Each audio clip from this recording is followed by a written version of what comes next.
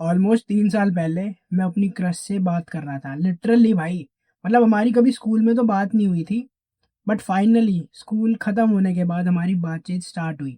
School में तो मेरे अंदर भाई दम ही नहीं था कि मैं उसको टेक्स्ट भी कर पाऊँ। मेरे को यही लगता था कि भाई ये मेरे से क्यों बात करेगी, इसके पास और भी लड़के होंगे, क्यूट है बंदी, मैं तो भैंचो चूतिया दिखता हूँ ना, मेरे अंदर कॉन्फिडेंस, तो मैं क्यों ही डिज़र्व करूँगा इसको। बट आफ्टर 2 ईयर्स लिटरली हमारी बातचीत स्टार्ट होने लगी थी। और भाई मैं बहुत ज़्यादा खुश था, मतलब काइंड ऑफ सिचुएशनशिप सी चल रही थी हमारे बीच में, हम बात करते थे, फ्लर्ट करते थे। और लिटरली बात करने के 1-2 महीने बाद हम मिलने का प्लान बनाते हैं। It was the first date of my life. मैं बहुत ही ज़्यादा एक्साइटेड था भाई, जिस बंदी पे मेरा इतने लंबे टाइम से क्रश था, वो फाइनली मेरे से मिलने के लिए आ रही थी। मेरे लिए तो इससे भाई बड़ी बात कुछ हो ही नहीं सकती थी। मैं उस बंदी से मिलने के लिए जाता हूँ, मैं बहुत एक्साइटेड होता हूँ, अपने दोस्तों को बताता हूँ। और इस पॉइंट के बाद से मैं भाई लिटरली पागल हो जाता हूँ भाई, लिटरली पागल। पूरा दिन मैं उसके बारे में सोचता रहता था कि भाई वो क्या कर रही होगी, उसने मेरा टेक्स्ट नहीं देखा। मेरे को वो कभी-कभी ना सीन पे छोड़ देती थी, तो मैं ओवरथिंक करने लग जाता था। उसकी फॉलोइंग लिस्ट में जाके सारे लड़कों को चेक करता था कि भाई ये इस बंदे से तो नहीं बात कर रही, ये मेरा कॉम्पिटिटर है, ये है, वो है, ये है।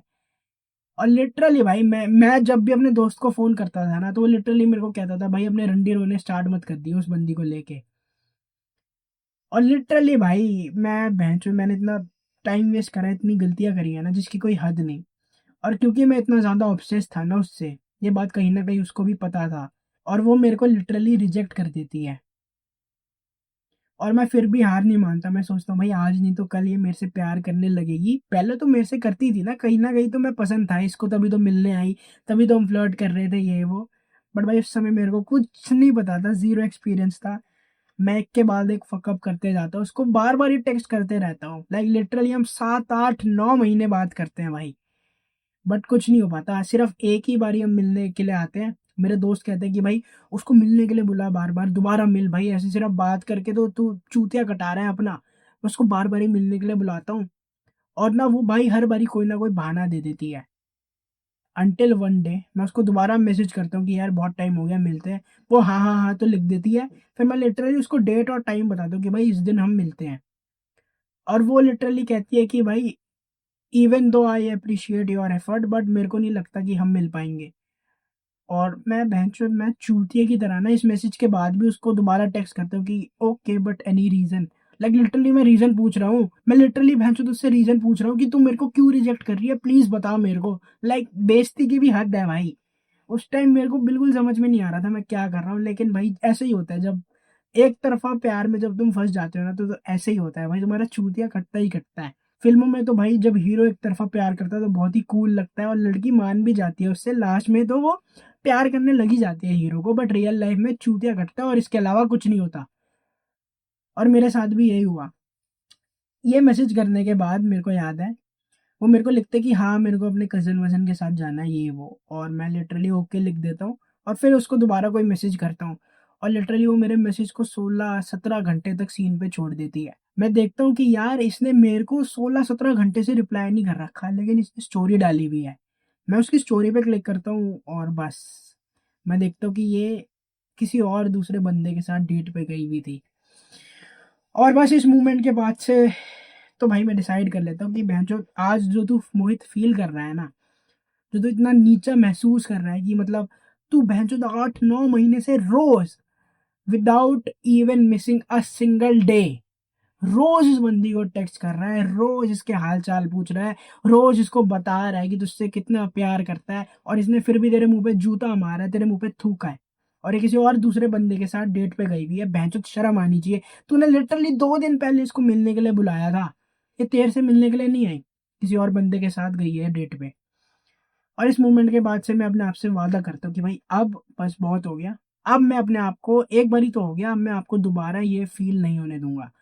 और मैं फटाफट से जिम जॉइन करता हूँ, और थोड़े टाइम के लिए मैं सारी लड़कियों को कट ऑफ कर देता हूँ, और सिर्फ़ अपनी बॉडी पे ध्यान देता हूँ, अपने लुक्स पे ध्यान देता हूँ। धीरे-धीरे मेरे थोड़े बहुत लुक्स इंक्रीज़ होने स्टार्ट होते हैं, मैं थोड़ा बहुत अट्रैक्टिव दिखता हूँ, और फिर मेरी लाइफ़ में अपने आप लड़कियाँ आने लग जाती है, and now I get girls easily. Like literally one of the biggest problem अभी मैं थोड़े टाइम पहले फेस कर रहा था कि यार बहुत ज़्यादा लड़कियाँ थी, बहुत ज़्यादा डिस्ट्रैक्शन था मेरी लाइफ़ में।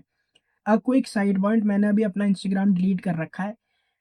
बिकॉज़ चलो बताते हैं तुम्हें, बिकॉज़ यार मेरे ना पैर में फ्रैक्चर हो गया था और मैं लिटरली 1-2 महीने ना तो जिम जा पाया, ना तो मैं लिटरली कुछ कर पाया। और उस टाइम मैं लिटरली इतनी लड़कियों से बात कर रहा था ना, मैं लिटरली डिस्ट्रैक्ट हो रहा था भाई, मेरी मेंटल हेल्थ इफ़ेक्ट हो रही थी। मैं कुछ प्रोडक्टिव नहीं कर रहा था भाई, ना तो मैं जिम जा पा रहा था, मैं बस उन लड़कियों से ही बातें करे जा रहा था। और क्योंकि मेरे पैर में फ्रैक्चर था, मैं भाई बंदियों से मिल भी नहीं पाता।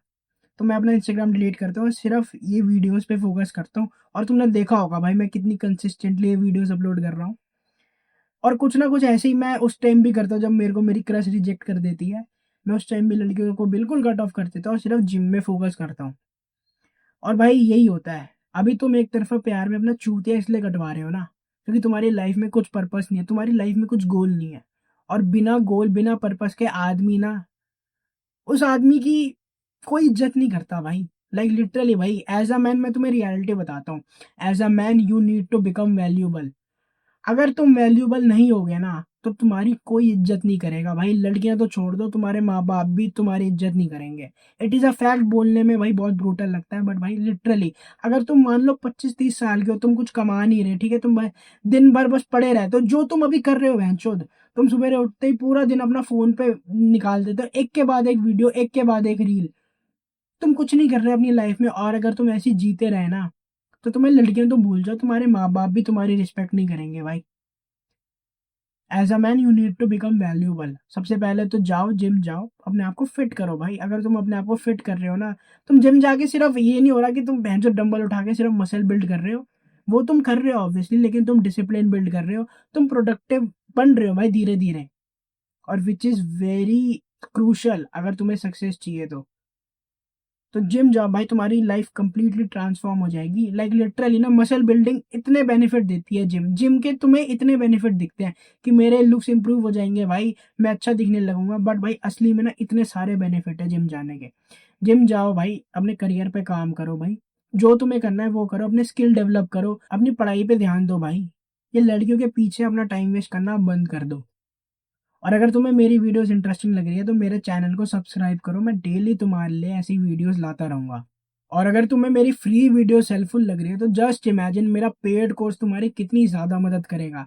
मैंने उसका लिंक नीचे डिस्क्रिप्शन में दे रखा है, तुम एक बार इसको चेकआउट ज़रूर कर सकते हो। अब हम मिलेंगे नेक्स्ट वीडियो में। इधर देखो। अच्छा इधर। ठीक है, बढ़िया।